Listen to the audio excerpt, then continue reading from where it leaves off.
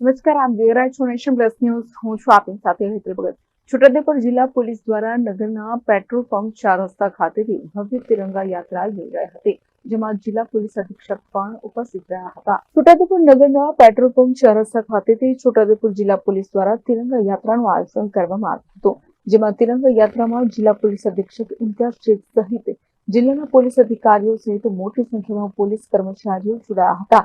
તિરંગા યાત્રા છોટાઉદેપુર નગરના petrol pump 4 રસ્તા ખાતેથી નીકળી નગરના મુખ્ય માર્ગો પર ફરી હતી. 78માં સ્વાતંત્રતા દિવસ નિમિત્તે આજ રોજ છોટાઉદેપુર જિલ્લામાં છોટાઉદેપુર શહેરમાં પોલીસ તરફથી માનનીય સીએમ સાહેબ અને ગૃહ રાજ્યમંત્રી સાહેબની સૂચના મુજબ તિરંગા યાત્રાનું આયોજન કરવામાં આવી રહ્યું છે. Rehan Patel, Nation Plus News, Chhota Udepur.